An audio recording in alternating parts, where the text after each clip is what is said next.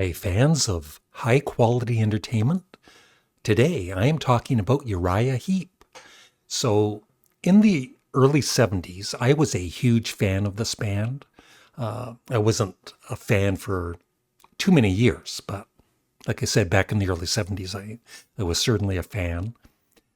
And I don't know if I bought The Magician's Birthday, just, from reading about the band in rock magazines. But I think what happened was similar to Sparks. I think I saw Uriah Heep on one of the American television shows like In Concert or Don Kirshner's Rock Concert. And then I ran to the record store and bought The Magician's Birthday, not knowing anything about their previous albums. And I became a fan. And then also in 1972, I bought their previous album, Demons and Wizards, and I think I loved that album even more. And, thinking back to the early 70s, I know some people must think maybe they picture me when I'm younger being really outgoing and this, funny guy in school and all that. I guess, I still had my, sense of humor. I guess I could be funny, but I was seriously a shy kid. And I didn't really have many friends. Music was my friend. No, I did have friends, but there were times, especially I remember in 1972, my one friend would be knocking on the door wanting to, get together and talk or whatever. And I just wanted to listen to Uriah Heep. I was stuck in my bedroom. Such a big music fan. It's like, friends. I don't need friends. Music is my friend. That's the way I felt back then.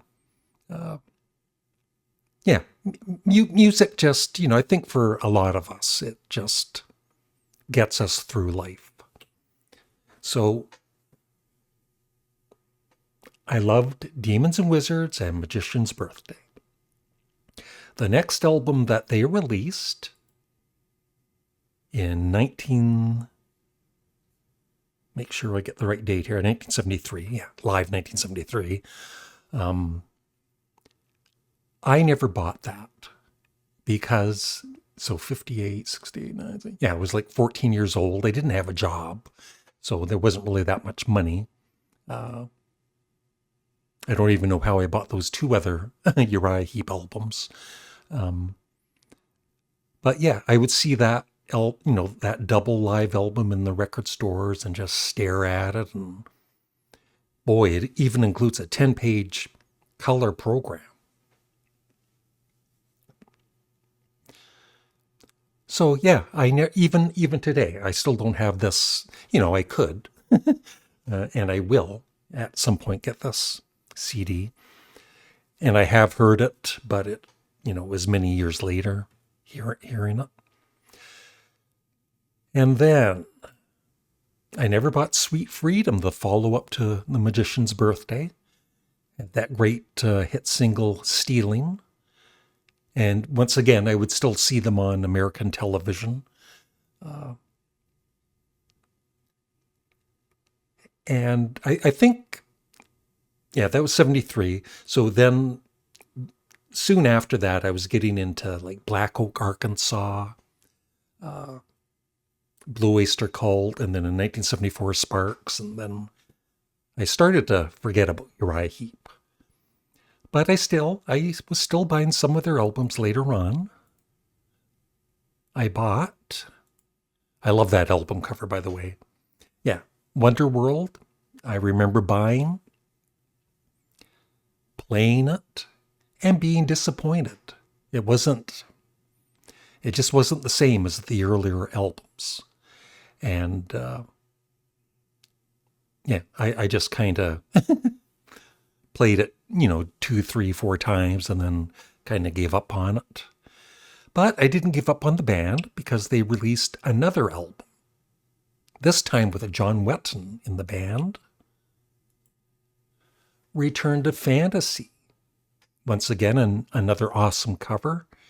But once again, for me at the time, it was like a mediocre album. I loved the title song, and that's about the only song that, even today, that I remember. And did I give up on them? No. I bought one more. This was the final one I bought. Uriah Heep, High and Mighty. This was when this was the final album with the singer David Byron, and he was fired. You know, he was having his I think alcohol abuse issues, and this was also the last album with John Wetton. And I think I might have played it twice, if that, 2 or 3 times. And it was a bit more poppy.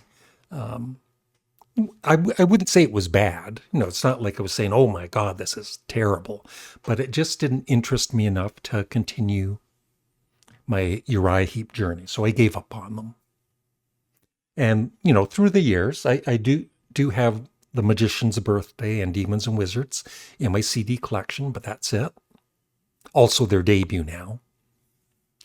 But with this CD exchange I'm doing with Glenn Kellaway from The Basement, in one of our CD exchanges, he gave me Very Heavy, Very Humble, their debut album, and I was so impressed with it. It was a real eye-opener for me.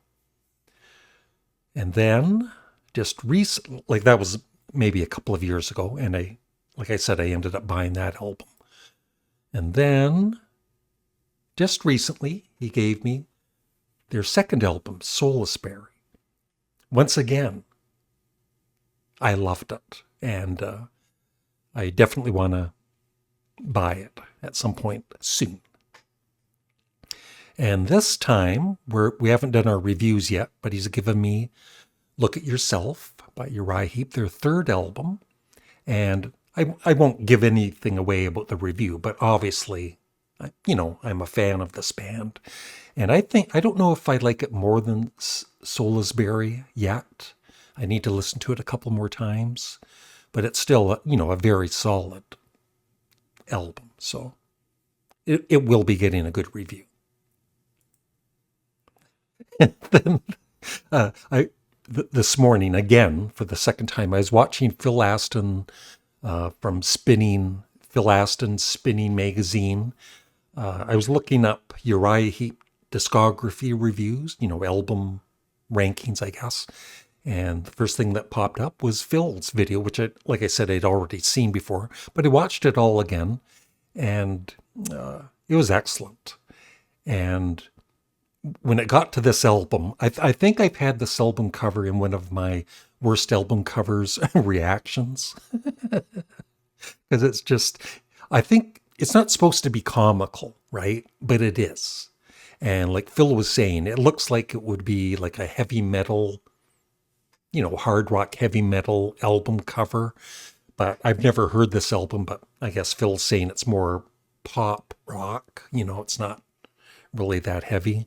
So the album cover isn't really suitable for the music inside. So that's almost like a Spinal Tap kind of thing. But anyway, getting back to just the band, I have a new respect. Like the lead singer, David Byron, I always just thought he was, you know, good. He was okay. But hearing these other albums, he's quite a gifted singer. And then Ken Hensley, probably the driving force of the early years, great songwriter. I've heard his solo albums are excellent too. Mick Box, oh my God, the lead guitarist. Some of these songs, you know, like the earlier albums, I'm just hearing for the first time recently. And there's so many great guitar riffs by Mick Box and guitar solos and then like the whole band, right? Whoever is in the band. And I have checked out, not recently, but in the recent past, I checked out some of the newer Uriah Heep albums Spotify, and they sound great, So, like I said, I just have a new respect for Uriah Heep. Like Glenn, I do like them more than Deep Purple. Not that you can't, just enjoy both bands. It doesn't really matter, but, if I had to choose, I would definitely go with Uriah Heep. And I would just love your thoughts on this band. And so, like I said, I've got their debut. I want to get Salisbury. I need to get Look at Yourself. I've got Demons and Wizards, and I've got Magician's Birthday. And I want to get the live album.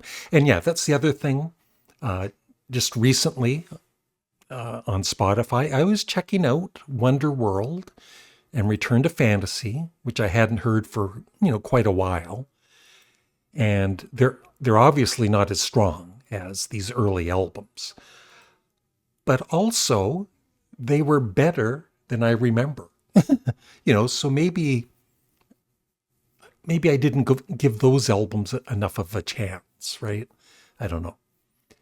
So I would love your thoughts on Uriah Heep. And if you haven't heard Uriah Heep, I would say check out one of these, like Demons and Wizards would be a great starting point.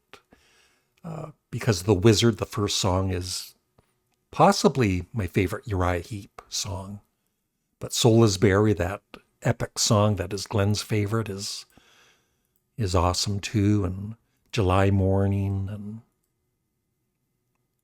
yeah, Stealin', The Magician's Birthday, the song.